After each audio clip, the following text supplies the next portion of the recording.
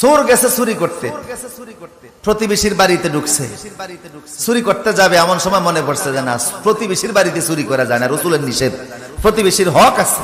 হাসরের ময়দানে যদি আল্লাহ আমারে জিজ্ঞেস করে প্রতিবেশীর হক আদায় তো করলি না, চুরি করতে গেছিস, আমি কি জবাব দেব? চুরি করা যাবে না, চলে গেছে। পরের দিন গেছে চুরি করতে আরেক ঘরে, ঘরের ভিতরে চুরি করতে যাবে, দেখে যে মূর্তি, খোঁজ দিয়ে দেখে এটা খ্রিস্টানের বাড়ি।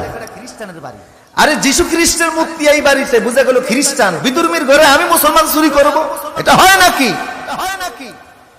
বিদুর্মীর ঘরেও চুরি করলেন না। এরপরে গেছে আরেক ঘরে, যে দেখে ওই ঘরে মূর্তির সংখ্যা আরো বেশি, এটা নমস্কারের ঘর, হিন্দুদের ঘর। ভাবলেন এই ঘরে তো আরো চুরি করা যায় না, ওরা মুশরিক। এরপরে চিন্তা করলেন না না, একটু দূরে যাই। চতুর্থ রাতে দূরে চলে গেছে এক বাড়িতে, ঘরে যে ঢুকছে চুরি করবে। দোতলার ভিতরে সিন্ধুক, দোতলায় উঠে সিন্ধুকের টাকাগুলি নামে গুনতেছে। গনার সময় দেখে কিছু টাকার উপরে লেখা আছে এটা হালাল টাকা, এই টাকা যাকাত দেওয়া হয়েছে। কিছু টাকার গায়ে লেখা এটা অবৈধ টাকা, এই টাকা যাকাত এখনো দেওয়া হয় নাই। চোর চিন্তা করে চুরি যখন করবো তো হারাম টাকা চুরি করে লাভ কি? হালাল টাকাই করি যেটা যাকাত দেওয়া হয়েছে। এখন যাকাত দেওয়া টাকা সে গণতেছে। আপনারা কি মনে করেন ওর গণার কারণে সময় কি স্টপ থাকবে না? সময় চলতেছে। কিছুক্ষণ পরে দিছে ফজরের আজান। চোর চিন্তা করে আরে আগে নামাজ পরে চুরি। এখন চিন্তা করে নামাজ পড়তে গেলে তো আজান দেওয়া লাগে, আজান ছাড়া আবার নামাজ হয় কি করে? নিজেই ঘরের দোতলা দাঁড়িয়ে আজান দেওয়া শুরু করছে। ঘরের দোতলায় কোত্থেকে মুয়াজ্জিন আসলো, আজান দেওয়া শুরু করেছে। তাড়াতাড়ি তাহাজ্জুদ নামাজ পড়ে দোতলায় যেয়ে দেখে একটা যুবক ছেলে দাঁড়িয়ে আছে। এই যুবক তুমি কোত্থেকে এসেছো? আমনে কে? উনি বলে আমি এই ঘরের মালিক। কয় ফজর নামাজ পড়ছেন নি? কয় না এখনো পড়ি নাই। উযু আছে নি? কয় উযু তো আছে। একামত দেন মিয়া। চোর হইলো ভালো করে জানে যে নামাজ পড়তে হলে আজানও দেওয়া লাগে, একামতও দেওয়া লাগে। বললো একামত দেন। বুড়ারে পাশে দাঁড় করায়া একামত দিয়েছে, নামাজ পড়া শুরু করে দিয়েছে। এত সুন্দর তেলাওয়াত, ঘরের মালিকের চোখ থেকে টপ টপ করে পানি পড়া শুরু হয়ে গেছে। এই যুগের বহু আলেমের চাইতো সেই যুগে সুরের তেলাওয়াত অনেক শুদ্ধ ছিল। কথা বলেন ঠিক কি না? ওরা তিলাল কোরআন তার তিলা, কোরআন তেলাওয়াত করা লাগবে শুদ্ধভাবে। কিভাবে? কিন্তু বহু মুসলমান আছে 70 থেকে 80 বছর বয়স হয়ে গেছে, 40 বছর নামাজ পড়তেছে, এখনো তেলাওয়াত শুদ্ধ। রাসূল বলেছে রুব্বা কারিন আল কুরআনু ইয়ালআনুহু, অনেক মুসলমান আছে কোরআন তেলাওয়াত করে অথচ কোরআন তাদেরকে অভিশাপ দেয়। এই অভিশাপ থেকে বাঁচতে হলে কেরাত শুদ্ধ করার দরকার আছে না নাই? আর বাংলাদেশে এর চাইতে বড় সুযোগ আর দুনিয়ার কোন দেশে নাই। কারণ এত আলেম, এত মসজিদ, এত মাদ্রাসা পৃথিবীর আর কোন দেশে। আমার প্রিয় সুদীপ, নামাজ পড়া যেমন ফরজ, কেরাত শুদ্ধ করাও। চোর তেলাওয়াত শুনে গৃহস্থ মানে খুশি হয়ে গেল। খুশি হয়ে বলে তুমি কে? তোমার পরিচয় দাও। বড় সুন্দর কণ্ঠ দিয়ে নামাজ পড়িয়েছো, আমি বড় মুগ্ধ হয়ে গিয়েছি। চোর বলে আর পরিচয় দেওয়ার দরকার নাই, যা হওয়ার তা হয়ে গেছে, আমি যাচ্ছি, আসসালামু আলাইকুম। উনি বলে না, পরিচয় দেওয়া লাগবে। কেন এসেছো আমার ঘরের দোতলায়? তুমি কেন আসছো? কেমনে ঢুকছো?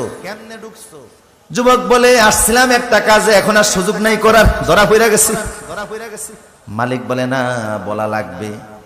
বলে ও মালিক, পেটের অভাবে চুরি করতে বের হয়েছি, আপনার ঘরে আসছিলাম, টাকা গুনতে গেছি, এমন সময় আজান দিয়ে দিয়েছে। ভাবলাম চুরি পড়ে আগে নামাজ পড়তে যে ভাবলাম আজান দেওয়া লাগে, আজান দিয়েছি, আপনি আসলেন একামত দিয়ে জামাতের সঙ্গে নামাজ পড়েছি। এখন আপনার সামনে আর আপনার টাকা নেই কেমনে?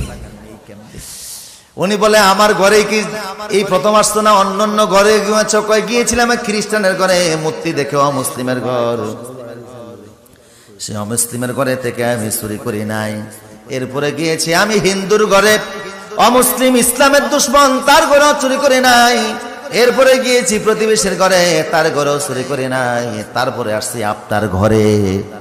এইভাবে করে আপনার ঘরে আইসাও তো নিতে পারলাম না। উনি বলে তুমি যাইতে পারবা না, তুমি এখানেই থাকো। তালা মাইরা নিজে নিচে গেছে।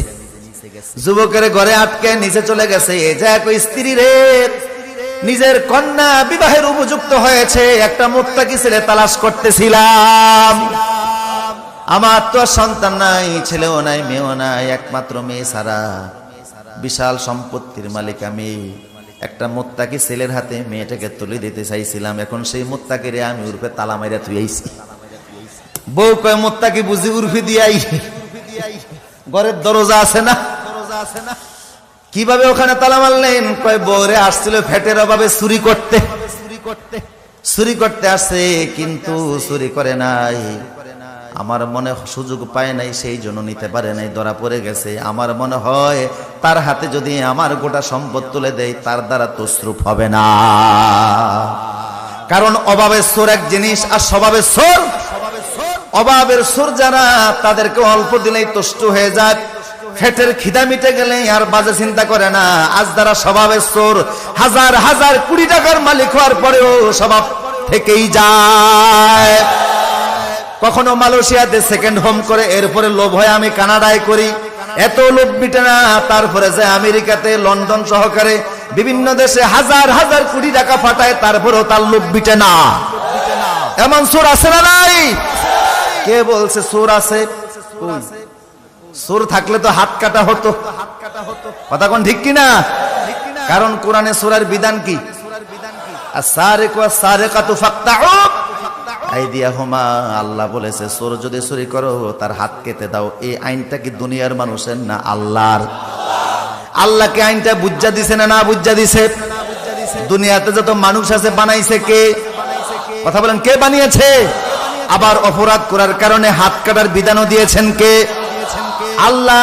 বুঝা গেল মানুষের কল্যাণে যে আইনটা দিয়েছেন, এটা বড় বড় আইন না, কল্যাণকর আইন।